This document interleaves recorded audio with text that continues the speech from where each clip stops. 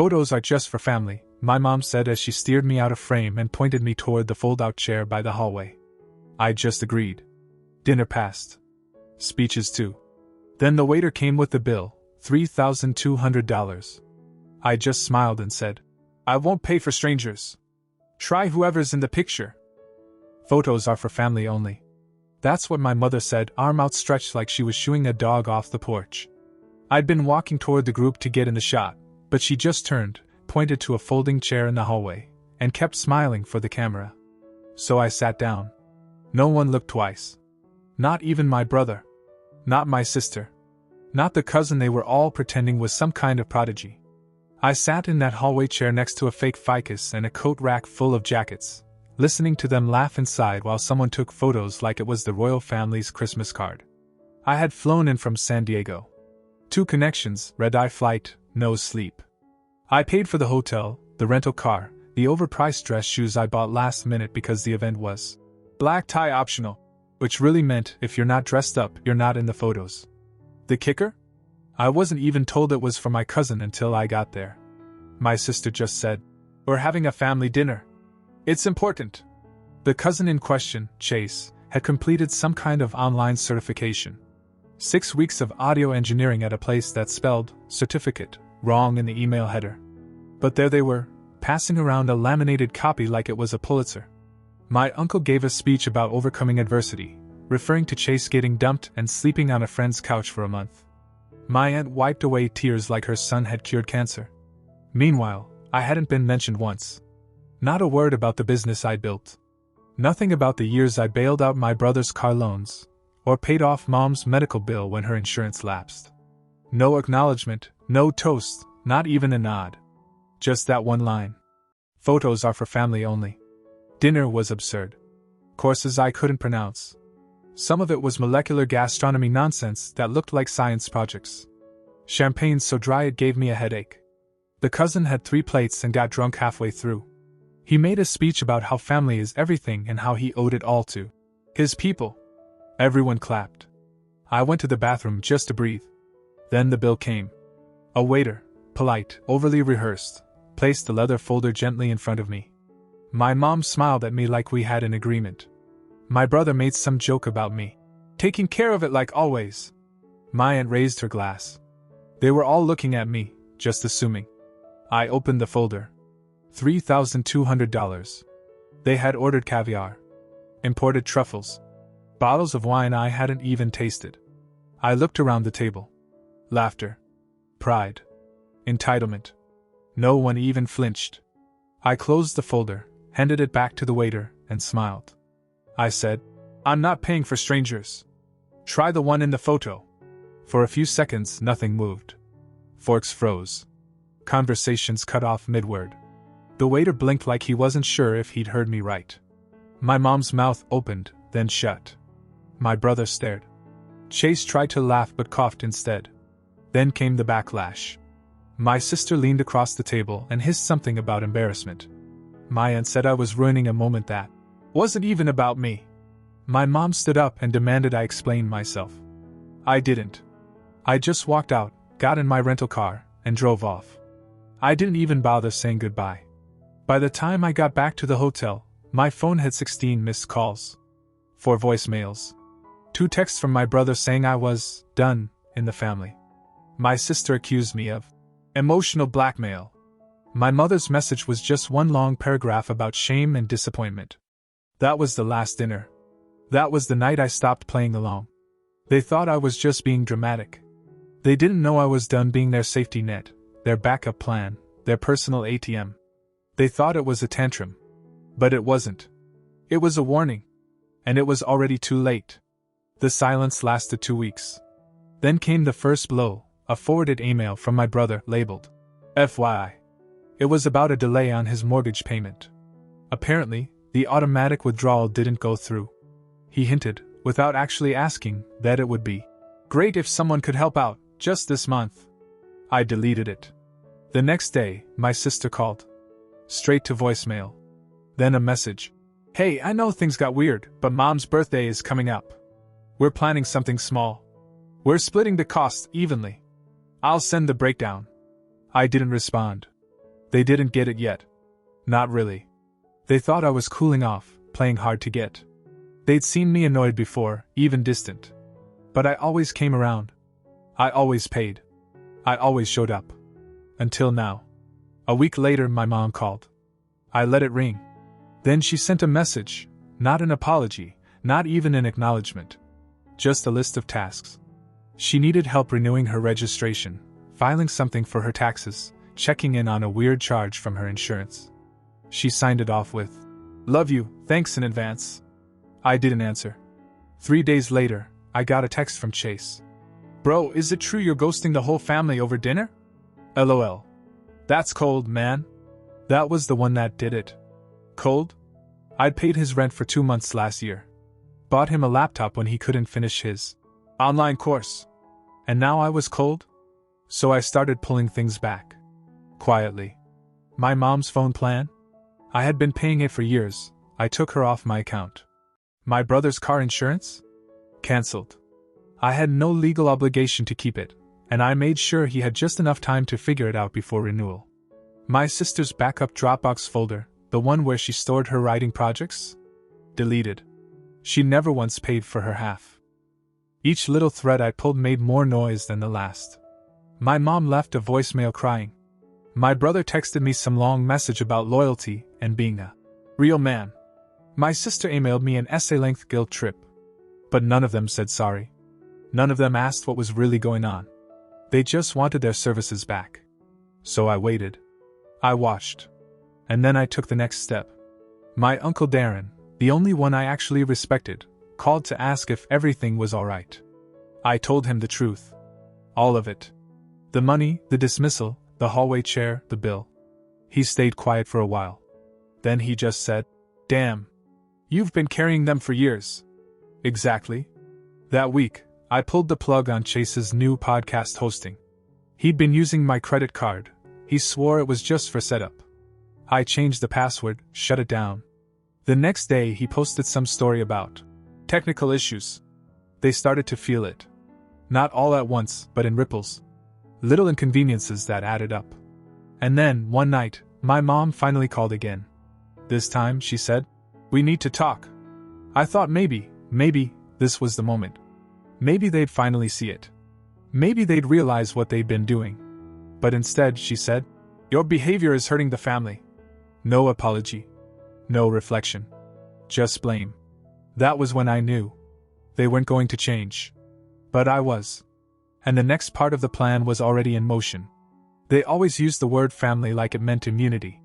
Like being related was supposed to cover every insult, every manipulation, every unspoken debt they piled on me for years. But I knew better now. I knew exactly what family meant to them. It meant obligation. Control. Free labor. A wallet that didn't talk back. They didn't realize I'd been preparing for this break long before the dinner. Quietly. Patiently. Like someone packing bags before a storm. I had just never followed through. Until now. First, I dealt with the trust. My father set it up before he passed. Modest funds. Just enough to make a difference if used right. He put me in charge, and I'd managed it like he asked. My siblings had no idea how it worked. They just waited for the quarterly deposits like it was Christmas. When I went through the statements, I saw that Chase had been having my mom direct her portion into his own account. He said he'd pay it back. Of course he did. He always said that. I met with the estate attorney. Explained everything. Legally, I had the right to dissolve the trust and claim my share. So I did. Transferred my part into an account they couldn't touch, sent the official notice to the rest. The emails came flying in within hours. My brother tried calling during a meeting, 5 times in a row. My sister left a voicemail crying. My mom sent a Facebook post tagging me with a caption about betrayal and grief, like I'd stolen something sacred. I didn't answer. I didn't care. Then came the duplex. A while back, I'd bought a small property in Oregon. Cheap, ugly, but full of potential. I fixed it up slowly over weekends and holidays. Turned it into something livable. Rented out the top unit. Let my mom and sister stay in the bottom half for free when things got tough. That was 3 years ago. I paid for repairs. I covered utilities.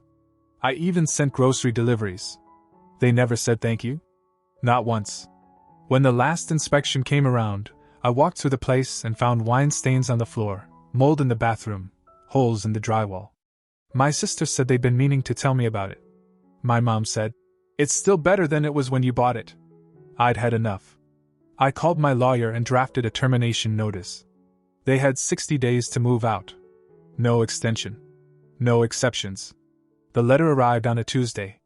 My sister called screaming. I let it go to voicemail. My mom left one of those long, breathy messages that start calm and spiral into guilt trips. "You're punishing us for the past. You're choosing money over love. You're acting like a stranger." No. I was acting like someone who had finally woken up. They didn't even try to understand. Didn't ask why I was cutting ties, didn't acknowledge the years of silent sacrifices. They acted like victims. Like they were the ones betrayed. Like I owed them another chance. 2 days after the letter, my brother posted on Facebook about family snakes and fake loyalty. My cousin liked the post. My aunt commented something about karma. None of them knew what was coming next. Because I wasn't done yet. I started pulling back all my support. The subscriptions, the online services, the auto payments they forgot I was covering, all gone. I sold the shared streaming accounts. Cancelled the backup drives. Closed the travel rewards account my brother used for his weekend trips with girlfriends he never introduced to us. Every convenience they had leaned on, every shortcut they took because they assumed I'd always be there, it disappeared. They panicked. And still, not one apology. They blamed me. Said I was being dramatic. That I was overreacting. That family fights, it's normal. That I was just tired, I needed time. They didn't understand that this wasn't a tantrum. It was closure. And in 2 months, when the locks changed on that duplex and they were standing on the sidewalk holding boxes they didn't pay for, maybe they'd finally get it. Or maybe they'd never get it. Either way, I was done. They moved out 3 days before the deadline. Not out of respect, they were just scared of legal trouble. My mom left a note in the kitchen, "You're not who I raised." I didn't even keep it. Just tossed it with the rest of the junk they left behind. Plates with hairline cracks, stained sofa cushions, a blender that smelled like burnt plastic. I cleaned the place myself. I wanted to see it for what it was without them in it. The silence was different now. It wasn't lonely. It was clear. For the first time in years, I didn't owe anyone anything. I didn't hear from them for a while after that. A few scattered texts. One from my sister asking if I was seeing a therapist. One from my brother saying I was heading toward total isolation. I blocked both. 3 months later, I hit a rough patch. It wasn't financial, it was a legal issue. An old business partner came after me with a lawsuit over a patent design he claimed I'd stolen. Completely false, but he was loud about it. Filed in a public court. Made some noise online. The news reached the family faster than it reached me. My brother posted a not-so-subtle status. "What goes around comes around." My cousin commented with a laughing emoji. My aunt sent me a text saying, "You're learning now, aren't you?" They were giddy. Actually thrilled that I was struggling. For a minute, I thought maybe I had been too harsh. Maybe they were just trying to defend themselves. But that illusion didn't last. Not when my mom replied to the news by texting, "Karma always finds its way. Maybe next time you'll think before hurting your blood." That hit differently. Even then, I didn't ask them for help. I hired a better attorney. Quiet, efficient, expensive. We countersued. Filed documentation. Handled everything cleanly. No media, no noise. And then I won. The court ruled in my favor and awarded damages. I came out of it not just whole, I came out wealthier. My attorney set up a trust for my future ventures. A tech company I'd been incubating got a fresh injection of capital. Within 5 weeks, I landed a government contract. My financials tripled. The week the case closed, I got an email from my mom. Subject line, "We miss you. Can we talk?" Then a follow-up from my sister, trying to joke, "Guess we overreacted, lol, we're dramatic sometimes. Let's reset?" My brother sent a photo of the 3 of them smiling in a diner booth. Caption, "Still got a seat for you." I didn't reply. Instead, I sent one final notice to the family group chat, the one they assumed I'd forgotten was still active. House on Jefferson Lane is now officially under renovation. All keys have been changed. Any mail sent there will be returned. There are no more favors. No more safety nets. No more second chances. I've moved on. You should too. They knew what that meant. The Jefferson Lane house was my first home purchase. Technically, it was still the family house, where birthdays happened, where we watched VHS tapes on weekends, where my dad's tools were still locked in the shed. My mom lived there once. My brother moved in after college. My sister used the guest room when her marriage ended. But I owned it. They cried about it being symbolic. About me erasing history. About being heartless. What they didn't say, not once, was sorry. Not for the chair in the hallway. Not for the bill they expected me to cover. Not for cheering when I stumbled. Not for turning on me the second I stopped feeding the machine. They never said sorry. And now they never will. Because this is what happens when you confuse someone's silence for weakness. When you mistake patience for permission. They taught me that. Without meaning to. And I learned. I hadn't planned to ever see them again. But things don't always go according to plan. It was late fall when I drove past the old community center near my mom's church, the one where we used to host family potlucks. There was a small event going on. Folding tables, cheap lights, people in jackets standing around styrofoam cups. I was on my way to a meeting, but something made me pull over. And that's when I saw her. My aunt, the one who'd laughed under my brother's post about karma. She was handing out flyers. Her face looked different, tired. I didn't approach her. I just sat in the car for a minute and watched. Then I left. But it stuck in my mind. Not because I felt guilt. I didn't. But it reminded me of how many years I'd poured into people who had always taken without blinking. People who'd never lifted a finger when things got hard for me, but lined up when I was winning. That week, my lawyer sent me another request from my mom. They wanted to contest my control over the Jefferson Lane house. Claimed it was bought. For the family. Even though it had always been in my name. My dad left the money to me directly. They had no claim. Still, they tried. It didn't work. We shut it down in less than 72 hours. But it was the principle that got to me. After everything, they were still looking for a way back in, not to fix things, not to apologize, just to reclaim comfort. The next blow came not from them, but from someone I didn't expect. Uncle Darren. The only one who had my back through the chaos. He showed up one evening at my office. No warning. Just walked in and asked to talk. I let him. He didn't lecture me. He didn't beg. He just told me the truth. They were struggling. Financially. Emotionally. Publicly. The lawsuit I had won got some quiet coverage in business circles. People started asking questions about them. The support system they relied on was cracking. They're not gonna ask you for help, he said. Too proud. Too bitter. But they need it. I asked him why he was telling me. Because you're not them. And I hope you never become them. Then he left. I thought about it for a while. A few days. I even walked past the Jefferson Lane house one night. Lights off. Grass overgrown. For a second, I imagined them in there again, pretending nothing happened, pretending we were one happy, twisted family. And then I remembered the folding chair in the hallway. The waiter with the bill. My mother's face when I said I wouldn't pay. They didn't need help. They needed accountability. They needed to know that actions had consequences, even inside families. Especially inside families. So I made one last move. I met with my financial advisor and set up a locked trust, for emergency use only. For any of them. But it wasn't a gift. It came with conditions. Not just legally, but personally. If they wanted access, they had to meet with me face to face. All of them. No lawyers. No mediators. No emails. A week passed. Then 2. Nothing. They couldn't do it. Couldn't swallow it. Couldn't show up, not if it meant facing what they'd done. So the trust sat there, untouched. And I let it. Because even after everything, I gave them one final choice. And they made it. The last time they came to my house, they arrived like they thought they were the ones offering forgiveness. It was early December, just after the first snow. I was home alone, nursing a bourbon, looking over some paperwork for a property sale when I got the message. We're outside. No name. Just that.